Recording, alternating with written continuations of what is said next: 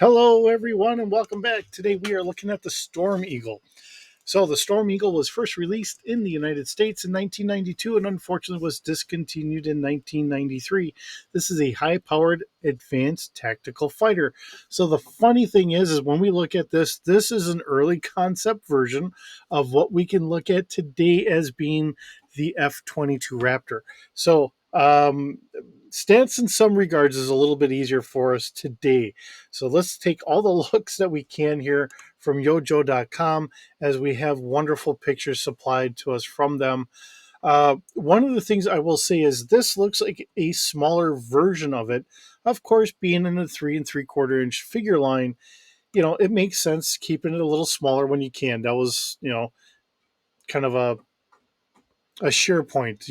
We can get the bigger vehicles, but we still want to keep it a little bit smaller. So there's some place for them for the boys and girls to collect this and put it up on a shelf. Now, this did have a water gun, squirt gun, however you want to call it, feature to it. So it had listed in here as a high impact water based laser cannon.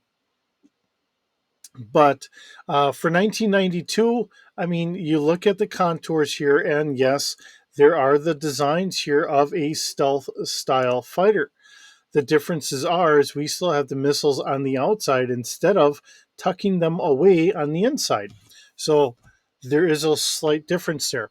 The wheels are, for what it is, they're fairly low sitting and all that stuff for the toy. The main feature really was the water gun and being able to fly it around the room or whatever, which, for a kid is a lot of fun. And I'm not going to say it's not. Now, we do have 4 missiles here, and you can see the landing gear on this uh, picture here. So, getting a good view of this, the Storm Eagle, like I said, is very much an early concept of what we have for the Raptor. Now, for the engines and all that, I made it a little bit slower than what the actual Raptor does. To be honest, I grabbed the speeds that we see from the F-35 Lightning II. I figured that's a little bit smaller, so when you look at the length and the speed that actually comes from the Lightning II, figuring that if this is a prototype before we get to the Raptor, we might be using some different engines here, and they may say for the actual Air Force and all that they had wanted a little bit beefing up on the engines, and then it then gets elongated. But for being 1992, I think this is very neat. And, they've done this before to us where there are concept planes out there that we are looking at, and then they put it into G.I. Joe, just like the X-29. I think it's the X-29. Um, Shoot, and then my mind freezes up and I can't think what it was called. Um, with the forward swept wings.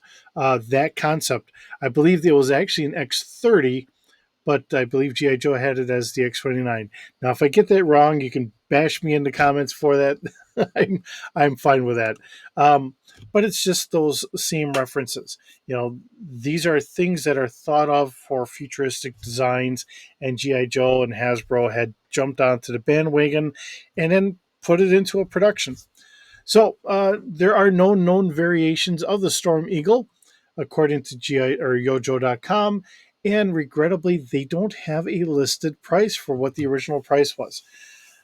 Looking at the time frame, I'm going to say it's probably getting close to about $20, somewhere in that neighborhood.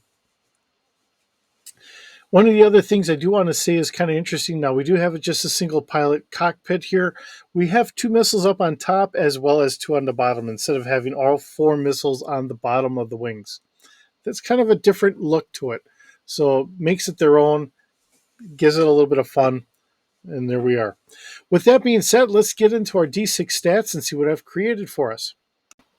Okay, so looking at the craft that we have listed here.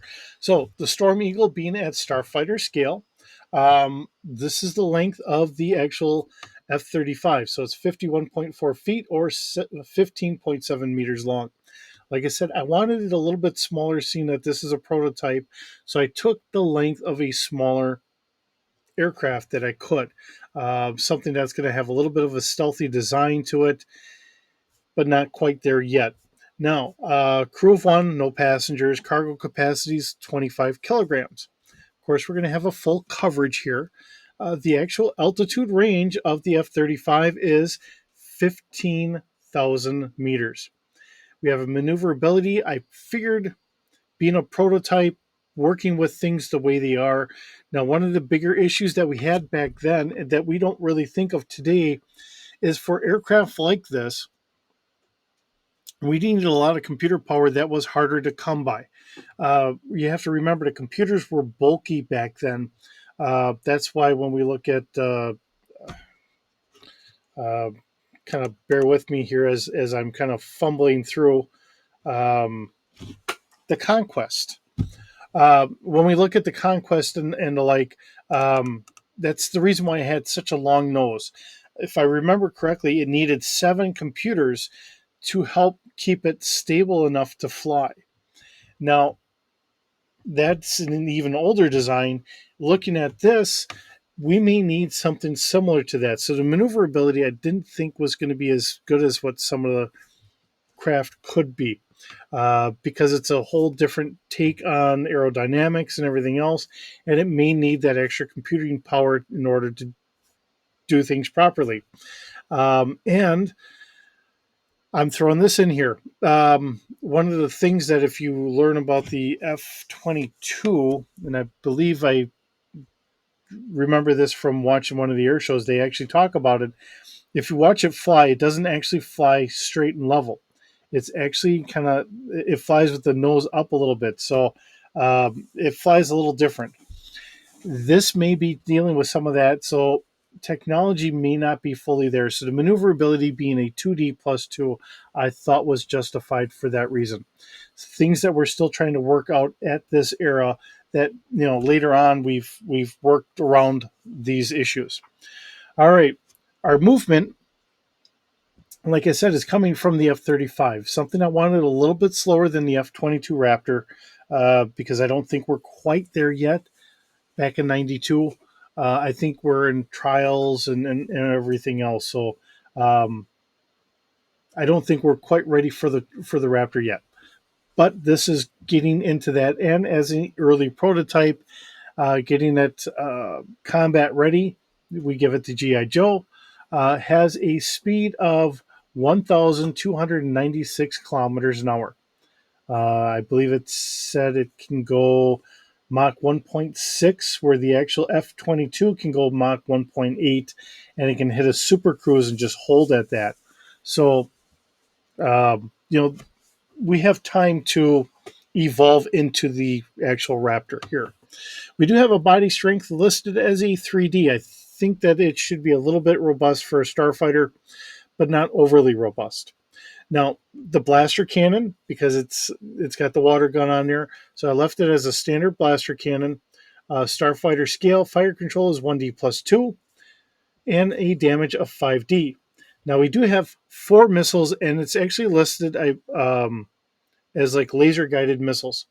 So, front firing, Starfighter scale, fire control is then 4D instead of being a standard 2D or 3D. And we're doing 7D Starfighter damage, which is great going up against other fighter craft. But remember, once we start hitting tanks or speeders or anything else, that fire control gets knocked down. Now, if we're hitting tanks with this, that would give us just a regular 2D to hit for our fire control bonus. If we're hitting a speeder, we lose that entire fire control bonus. But now our damage goes up. So, it's the gives and the takes here. But with that being said, for 1992 to look at this and say, and today, this is essentially a start of an F-22 Raptor. And to keep it in that same line of thought, the Storm Eagle being an underpowered prototype of what we have today, I think is well worth it. And I think it's a good start here. As always, if you disagree with how some of the stats are, feel free to change it, make it yours, make it work for you. We could always do a Storm Eagle 2 later on, which is really just the Raptor. and go from there. So, and at that point, if there's things that you want to change in there, I did not add any of the stealth information on here because I don't remember seeing anything in the actual Yojo pictures, especially when they're showing off the box and all that stuff. They did not throw anything stealth. But if we do want to throw that in there, we've had a couple in here before that we did have stealth, and we could actually throw some of that stealth in there. So for that train of thought, why don't we just kind of do a little bit of here or a little bit of that here? So our stealth, trying to make sure I can spell correctly, seeing that my spelling is never the best, but um, we'll add a bonus.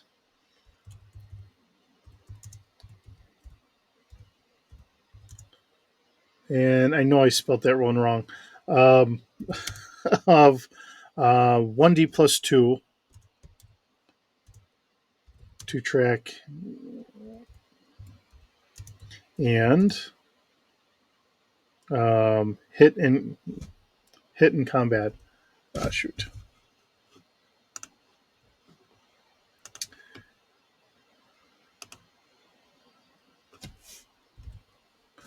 And hit. Oops. All right. So being an early form of stealth on there. So I'm still missing this. All right. Apparently my typing abilities have something to be left desired. All right, so adding a bonus of a 1D plus 2 to track and to hit. So anyone that's firing upon it has a 1D plus 2. Oops. I guess that should be a negative 1D plus 2. We don't want them to have an easier time trying to hit us. But it would be a bonus of a negative 1D plus 2 to try and track and hit. Now, doesn't mean that maybe you kind of flub up or whatever and have a bad roll, but with that being what it is, there we go. With that being said, thank you so very much for joining me today. It's always wonderful having you here. I hope you're doing well, and I will see you in the next video.